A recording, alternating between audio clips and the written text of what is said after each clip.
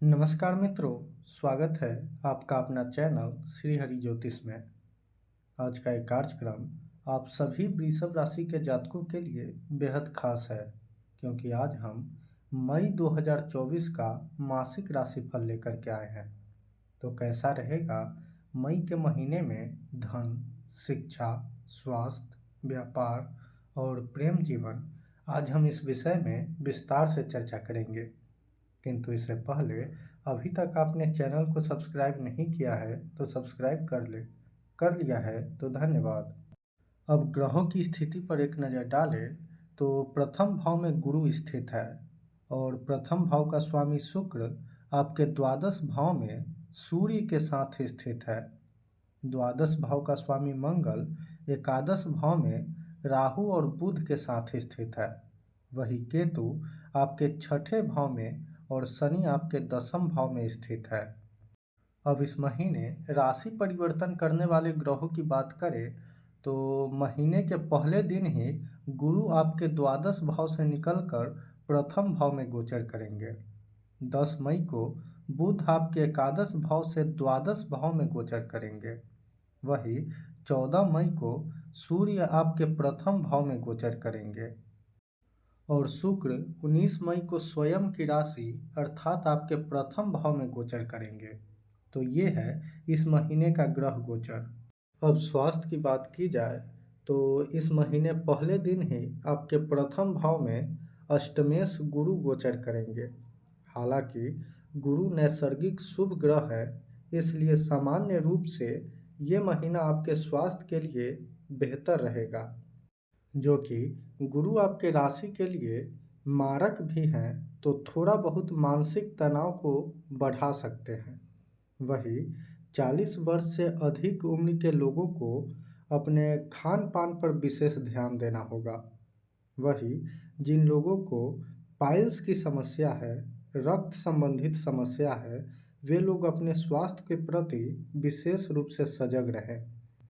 अब शिक्षा की बात की जाए तो बुद्धि के कारक बुध एकादश भाव में नीच राशि में स्थित है, किंतु गुरु के प्रथम भाव में गोचर करने से नीच भंग हो गया है और बुध का अपने भाव को देखना और गुरु की दृष्टि पंचम भाव पर होना शिक्षा के दृष्टिकोण से अच्छा है। संभव है कि इस महीने छात्र पौराणिक कथाओं का भी अध्ययन करें।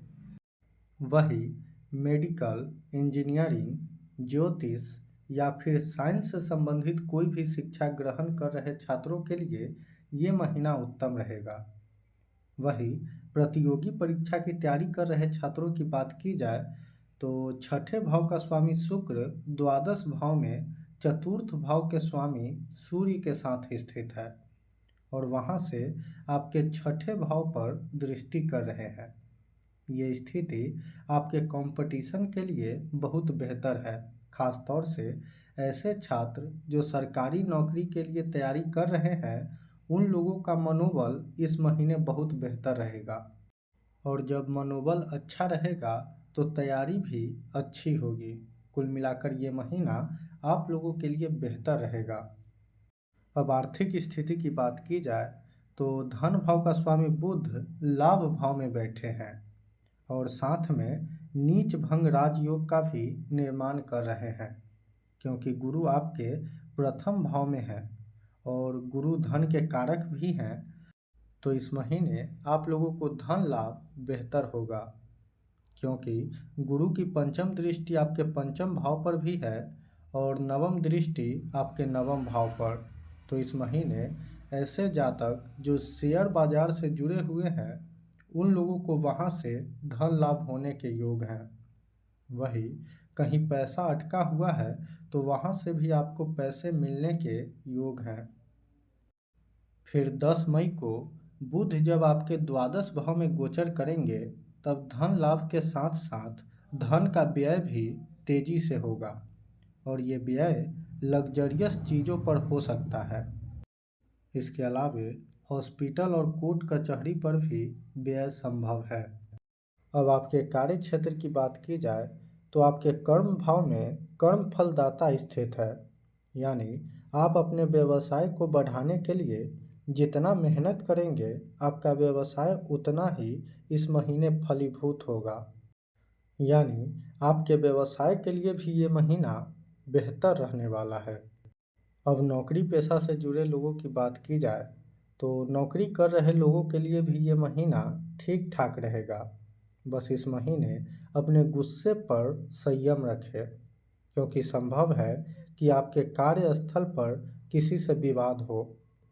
अब प्रेम जीवन की बात करें तो प्रेम के कारक शुक्र द्वादश भाव में सूर्य के साथ स्थित है और पंचम भाव का स्वामी बुध 10 मई तक राहु के साथ फिर द्वादश भाव में गोचर करेंगे। इस महीने आप लोगों को अपने काम भावना पर नियंत्रण रखना होगा, क्योंकि संभावना है तीव्र काम इच्छा के कारण आप चारित्रिक रूप से कमजोर पड़ जाए और बदनामी का सामना करना पड़े। इसलिए इस महीने विशेष रूप से इस बात का ख्याल रखें। इसके अलावे जो लोग लंबे समय से किसी से प्रेम करते आ रहे हैं उन लोगों के जीवन में बात आगे बढ़ेगी और शादी का योग बनेगा। अब दाम्पत्य जीवन की बात की जाए तो इस महीने आप लोगों को अपने पार्टनर में एक बेहतर बदलाव देखने को मिलेगा। अर्थात आपके पार्टनर में इस महीने आस्था बढ़ेगा। संभवतः धार्मिक यात्रा भी संभव है। वही अष्टमेश मंगल राहु के साथ स्थित है, तो इस वजह से इस महीने वैवाहिक जीवन में थोड़ा बहुत मनमुटाव भी हो सकता है। इसके अलावे अपने पार्टनर के स्वास्थ्य का भी इस महीने विशेष रूप से ख्याल रखना होगा। पारिवारिक जीवन की बात की जाए तो ये महीना आपके पारिवारिक जीवन में खुशियाँ लेकर आएगा। संतान में धार्मिकता इस महीने अधिक बढ़ते हुए दिखाई देगा। ऐसा नहीं हो तो अपने संतान पर विशेष ध्यान दें और जितना संभव हो अपने संतान को धर्म कर्म के मार्ग पर चलाएं, क्योंकि गुरु की पंचम दृष्टि पंचम भाव पर है और केतु स्वयं ही पंचम भाव में स्थित है और दोनों ग्रह अध्यात्म का कारक है। ऐसी स्थिति में आपका संतान जितना अध्यात्म से जुड़ेगा उतना लाभ होगा।